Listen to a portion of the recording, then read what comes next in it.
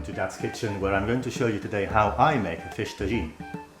It's a very simple dish. I remember it as a child and it used to be called sardina alla moruna.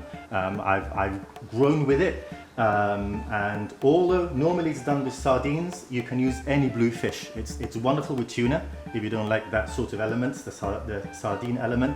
And the sardines I found at the market today, they were far too big, so I'm using anchovies. This is very, very simple to make. I'm using an incredible tagine, which I have been looking forward to using for a very, very long time. Basically, you need to start making a sauce, and I like to use, because I love colour as an artist, and I like to use the three peppers. So I'm just going to use half, get rid of these, and I'm going to chop them up very roughly. One thing that I like about Moroccan cooking is that it is very, very delicate. They pay a lot of attention to detail and how things are done. They have these wonderful red onions, which I prefer. Again, you're probably thinking he's cutting the green bit. Yes, that is also edible. It's got a totally different flavour and I quite enjoy that. So that's all chopped. I'm also going to chop a couple of bits of garlic.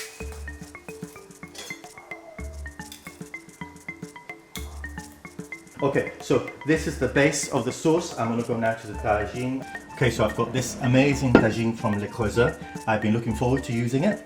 It needs to be used at a lowish to medium heat, because I've got all the vegetables here.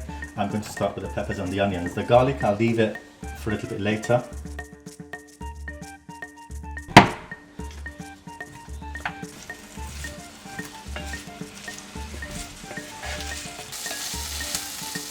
As you can see, I've already made a tomato sauce, and I leave the skin. You might not like it with the skin, but I do leave it, and I think it adds to the dish. Oh, you can hear that. I love that sound. That needs to stay there cooking now for about 10 minutes. You can see the quality of the tagine. Immediately, it's taking it all in. It's wonderful. This amazing coriander from Morocco, and I freeze it. And it's wonderful. If you just freeze it without doing anything to it, all you've got to do is just squeeze there like that. No chopping. A bit of parsley. And that needs to be left there now to cook for about 10 minutes. Okay, so now we're going to make what we call the sharmoula mix. I'm going to use ready ground garlic, the cumin, the coriander,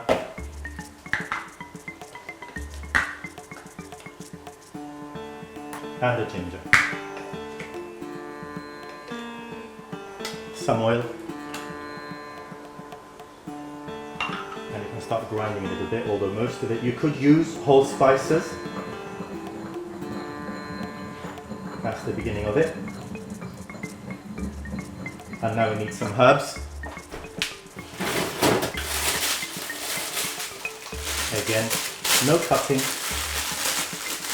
And one of the things is actually quite good for this if you use the stalks. The stalks have an incredible amount of flavour. People tend to throw them out, but I don't waste anything. That's an important part of how I function in my kitchen too. No waste. Just give that a good mix. A little bit of salt. Not a lot, because you've already used it in the sauce, and then that's done. This is the mix that we're now going to use to marinate the sardines, and you just need to get a little bit of the marinade and just spread it lightly, and you start doing that. This is what we're going to end up with, like that. You carry on doing that until you're finished. The other ingredient, which is incredible, these are from Marrakesh and they are preserved lemons. And it's interesting because you might think, okay, so you want the inside, but in Morocco they actually don't have the inside, they remove it. So literally we want to use these at the top and just slice them into bits like that. I actually love eating them like this. You may have found that when you have olives, there's chunks of these, and they can be a bit salty too. You might want to wash them if you have an issue with that.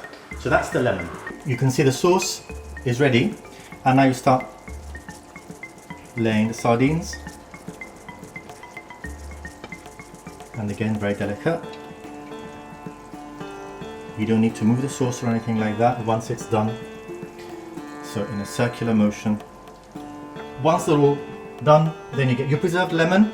And again, one of the things I love about, as I said before, the Moroccan cooking is that they have this attention to detail. And one more thing, there's not really, you can't really say you're having a tagine if you don't have Moroccan olives. And these are the last I've got until we can get through to Morocco at some point.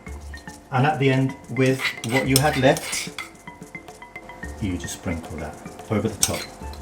That's why you put some oil on it.